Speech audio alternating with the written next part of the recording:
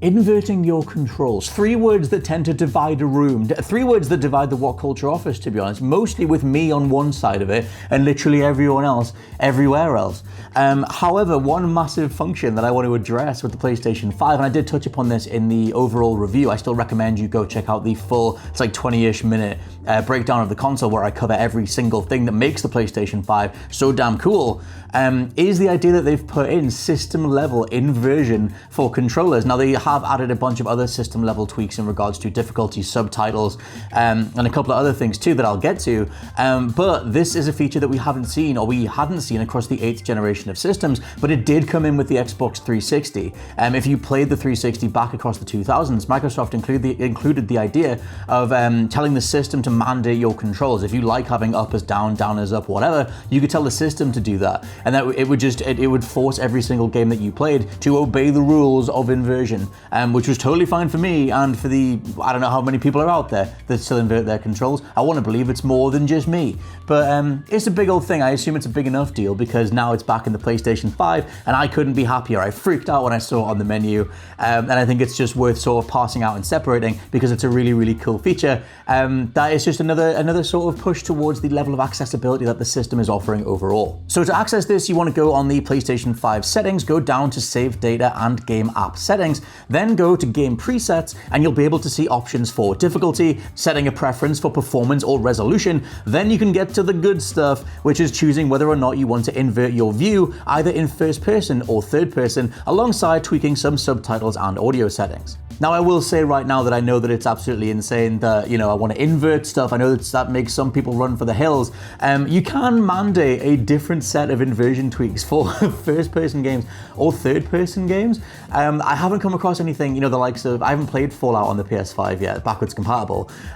Whether or not it would switch between the two, I don't know what absolute maniac is out there having one set of inversions for first-person and another for something else. But, Sony's going to cater to you. If you want to have up be down in one thing and down be up somewhere else, then go wild. They're happy for that. That's a bit weird for me as an inverter myself, but I still like the idea that you can do this. And if you hop into these settings, on the difficulty side, for example, you can force every game to always be easy. The options that they give you are easiest, easy, normal, hard, and hardest, which assumedly would map across to whatever the game's individual difficulty settings are.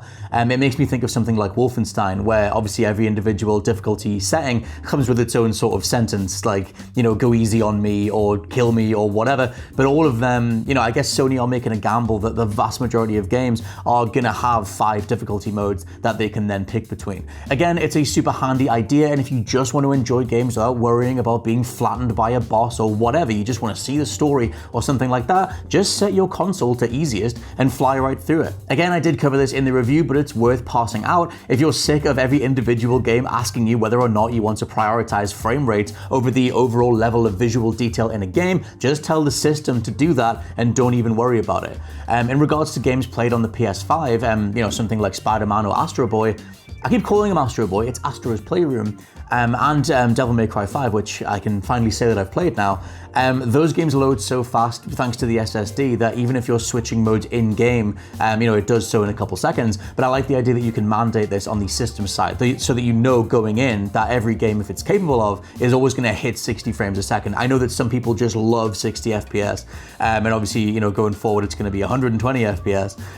But I know that a lot of people it feels wrong to them to play in 30, that it's just that liquid butter feeling of 60 or above. And if that's a big old deal to you, then you can tell the system to mandate that, and hopefully, going forward, as many titles as possible will support it. Next up is obviously the inversion stuff. If you dive into this, like I said, you can switch between first person and third person, but tap into these menu options and you can choose again whether or not you want to specify vertical inversion, horizontal inversion. Now, I will say I've never come across anybody who wants their lefts to be rights and their rights to be lefts, but I think a lot more people invert vertically. I don't know, it's a crazy world, but I've grown up being an inverted man, so I guess we'll just see whatever happens down in the comments. One last thing to mention is the way that spoilers are now handled on the system level. The PS5 mentions that it's going to be scanning content in general, and that this whole spoiler warning integration thing only applies to PS5 games both now and going forward, which makes me think that the system is going to be scanning whichever clips you're watching from a friend. Maybe if you watch something that is, maybe you're watching a video that is on one of the cards, you've hit the PlayStation home button, and you're just watching a trailer that's being shown or something like that, and it's been flagged as a spoiler. Maybe something has been flagged as a potential spoiler. I don't know how algorithmically the system is denoting what a spoiler is or not, but there are two options that you can get into.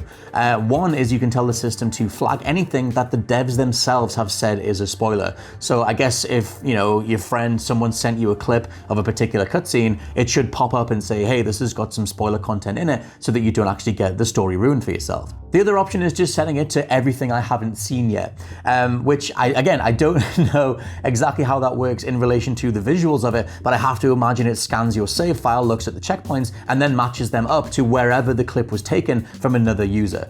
Again, it's super handy, behind the scenes, awesome tech-based stuff, but if they can match this stuff up and make it work, where the game, the system is telling you, hey, this scene you're about to watch is from someone else's late game save, that would be extremely handy in regards to preserving, narrative, story, plot points, things like that, that you can just experience for yourself. I hope in the long term, this just gives you a better experience when it comes to journeying through stories in games overall. And that is it for this particular miniature video. There's just so many small features that I kind of want to spotlight away from the big hefty chunk that is the full-on PlayStation 5 review. I think some of this stuff is just worth knowing by itself if you don't have, time for a full 20-minute review, although I would obviously recommend that too. I'll be doing some more stuff in the future, including obviously podcasts, and I will be putting out a question and answer video to try and get to more specific, granular stuff that you might want to ask me between now and the system coming out. For now, I've been Scott from WhatCulture.com, and I'll catch you soon.